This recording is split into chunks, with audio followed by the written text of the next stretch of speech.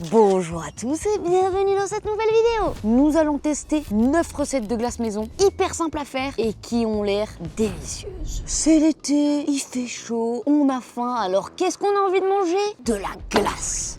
Je nous ai sélectionné des recettes pépites. On a de tout, du sucré, du salé. Vous allez voir des trucs un peu bizarres.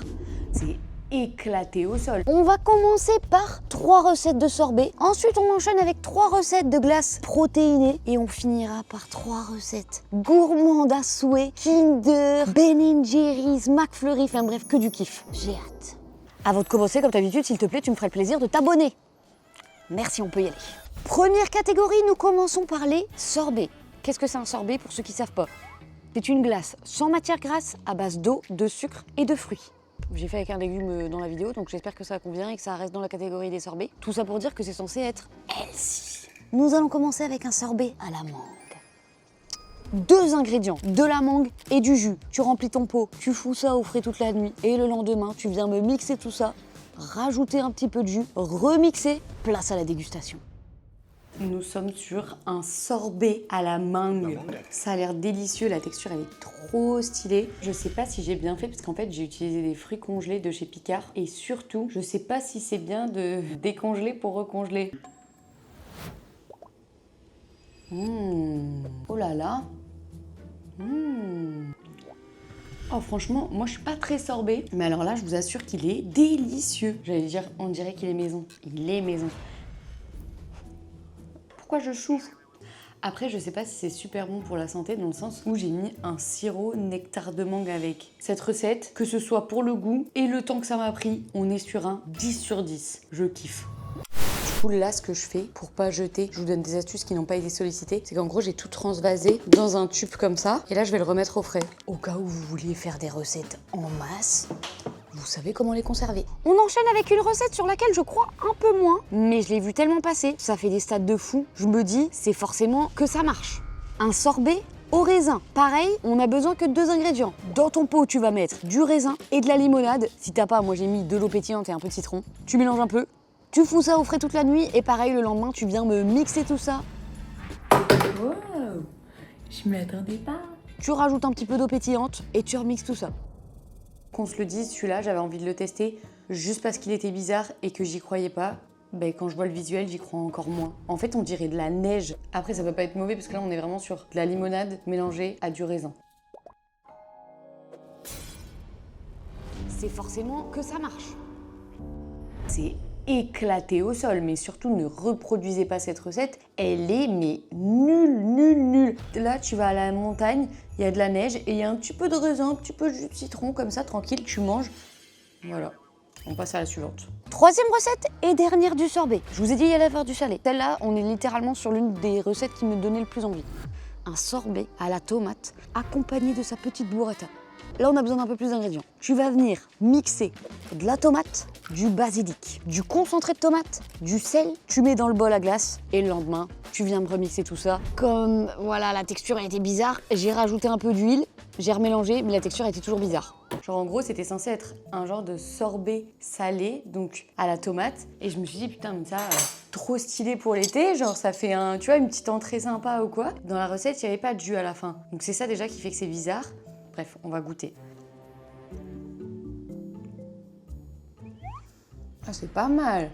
Mais je pense que ça pourrait être genre un peu plus salé, un peu plus de goût, genre peut-être un petit ail ou quoi. Genre, je sais pas, tu sais, tu fais une entrée, tu mets petite verrine, petit stracciatella. Franchement, c'est tchatcher. Maintenant, cette recette-là, je lui mets genre 5 sur 10 parce que texture et tout machin, pas ouf. Je vais essayer de l'ajuster et on s'en reparle.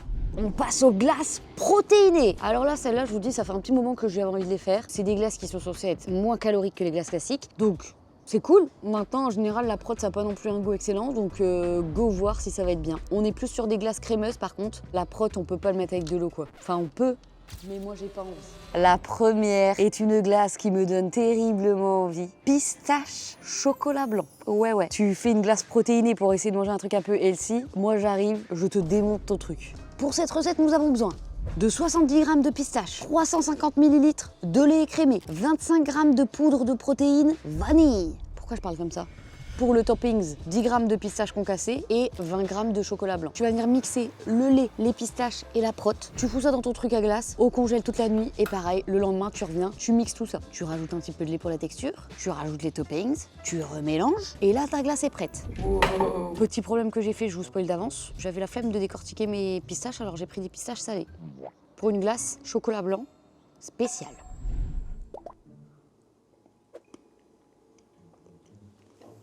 En fait, est-ce que j'aime la pistache? Je suis pas sûre.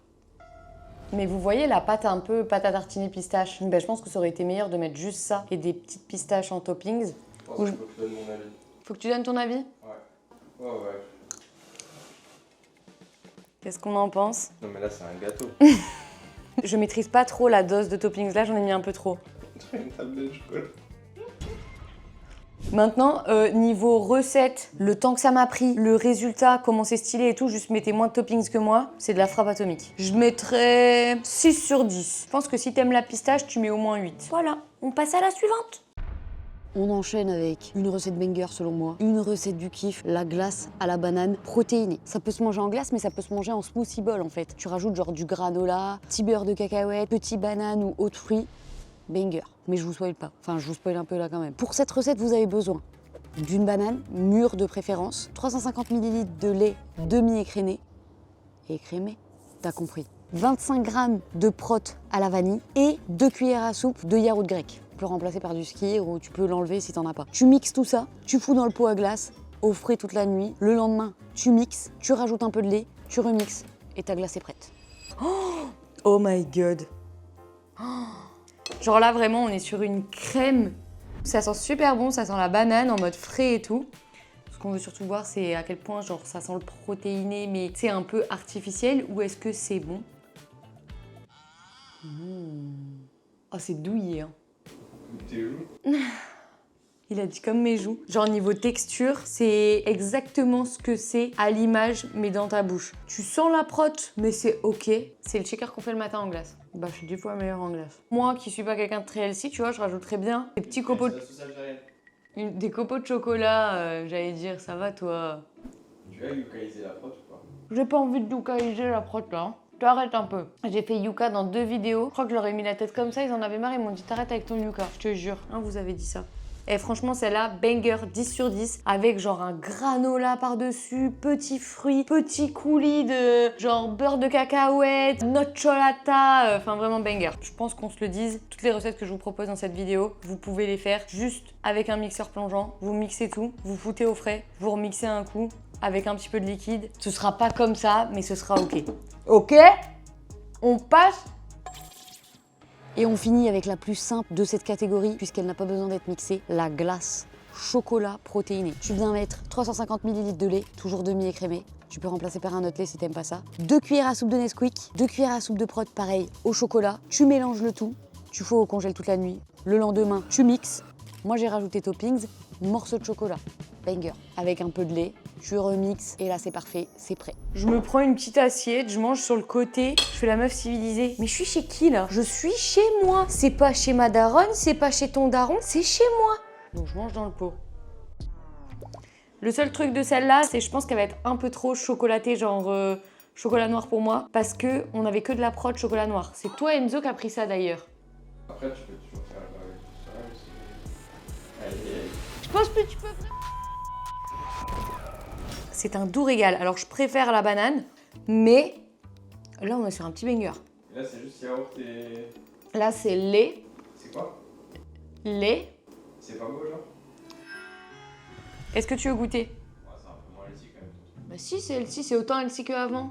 Il y a du chocolat, il y a du Nesquik, il n'y a pas de banane. C'est 500 calories le pot en entier. Mais attendez les gars, le pot il est énorme. Hein. Et t'as 34 grammes de prot. Bah déjà je peux te dire, ici on a une Häagen-Dazs vanille. C'est genre quasi 1000. Donc le double. Et c'est la même quantité, 400 grammes. Franchement c'est pas mal. Moi je kiffe. Je valide à 100%. Je lui ai rajouté 9 sur 10 maintenant. Nous y est la meilleure catégorie selon moi, parce que je suis un gros porc et vous me connaissez, vous avez l'habitude de voir mes vidéos. La catégorie des glaces gourmandes. Ça, c'est que du kiff. Moins cher sûrement, mais par contre, on n'est plus sur la stratégie de moins de calories du tout. On va commencer avec le classique, celui que vous connaissez tous, le McFlurry. Pas beaucoup d'ingrédients, super simple à faire. T'as besoin de 250 ml de lait, 150 ml de crème, 30 g de lait concentré et une cuillère à soupe de vanille. Tu mélanges le tout, tu fous au congèle toute la nuit et pareil le lendemain. Tu mixes, tu rajoutes un peu de lait, tu mélanges avec les toppings de ton choix et c'est prêt à déguster. Et comme on se retrouve? Donc là, nous sommes sur le McFlurry. Nous avons fait petits toppings. Honnêtement, je prends jamais de glace, moi, au fast-food parce que je trouve que c'est pas exceptionnel. C'est cool, ça fait plaisir. Mais comparé à une bonne Ben & Jerry's ou une bonne Häagen-Dazs, moi, je trouve que c'est 10 fois meilleur. On est censé en avoir fait une après. Donc j'ai hâte de tester. Là, en tout cas, la texture, elle est incroyable. Niveau calories, je pense que tu préfères pas savoir. Mais niveau prix, je pense que pour le coup, le pot, t'es beaucoup plus rentable que d'aller à McDo, quoi. On goûte ça. Oh, c'est froid. Mais là, on est exactement sur la même chose qu'un McFlurry. Crois-moi bien que ça fait plaisir. Je pense que je peux rajouter encore plus de M&M's, mais j'arrivais pas à les couper, ça m'a gavé. Là, on est sur une recette banger, une recette qui prend 2 secondes, qui est pas compliquée à faire. Je pensais pas du tout qu'on allait réussir à avoir la texture, mais même la couleur et tout, on est vraiment sur ça. 8 sur 10, on peut améliorer ça. Plaisir pour les yeux, plaisir pour le goût, plaisir pour l'odeur, tout ce que tu veux, glace au Kinder Bueno. Je sais pas si vous avez goûté les glaces Kinder, mais je sais que tout le monde adore, mais parce que moi j'aime pas trop les trucs avec les cornets. Bref, on s'en fout. Raconte-nous ta recette, Roro. Tu commences à mettre 250 ml de lait, 150 ml de crème, une bonne cuillère à soupe, voire deux si t'es gourmand, de nocciolata, mais tu sais, la nocciolata white là, qui a le goût de l'intérieur du Kinder Bueno. Une cuillère à café de vanille, une bonne cuillère à soupe de lait concentré. Tu mélanges tout et tu connais la chanson. Tu fous au frais, tu laisses reposer toute la nuit. Le lendemain, tu mixes, tu rajoutes un petit peu de lait, le topping de ton choix. Donc là, en l'occurrence, moi j'ai mis du Kinder Bueno White. Tu remixes et la place à la dégustation. Mais rien que le visuel, c'est un banger. Oh là là, celle-là, elle a l'air tchatcheuse, mais l'odeur, la couleur, la texture, elle est pas mal. Mais de toutes les glaces que j'ai fait, je trouve qu'à chaque fois, elle est cool, mais elle est pas autant stylée que quand tu vas vraiment chez un... Comment ça s'appelle? Quelqu'un qui fait des glaces? Un glacier? Donc il y a peut-être quelque chose que je peux améliorer. Mais là, celle-là, elle a tout pour me plaire.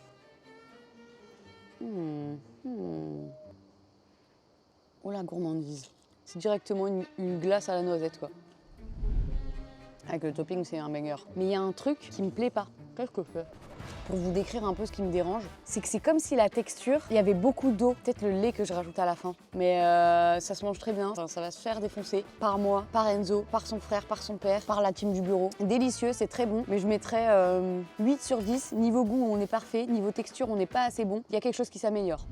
Et on finit en beauté avec ma glace préférée, la glace Cookie Doux Ben & Jerry's. J'ai hâte de voir si ça vaut le coup ou pas, parce que qu'on se dise, ça arrache les fesses. Donc si on peut payer moins cher et en faire en masse, je vais la revendre. Pour cette recette, tu as besoin de 140 g de lait concentré, 230 g de crème épaisse, 230 g de lait, une cuillère à soupe d'extrait de vanille, un sachet de sucre vanillé. Tu mélanges tout ça.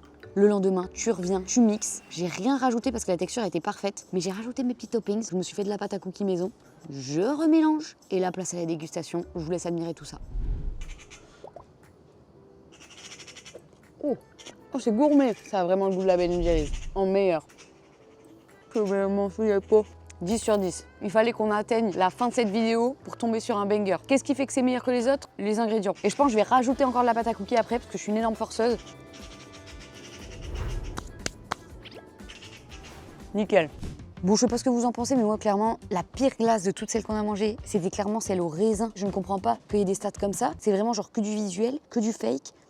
Ne vous fiez pas à ce que vous voyez sur les réseaux. C'est tout ce que j'ai à dire. La meilleure, franchement, il y en avait plusieurs. Sorbet mangue, je pense que tu peux le faire avec n'importe quel fruit. Très tchatcher. Dans les protéinés, la banane.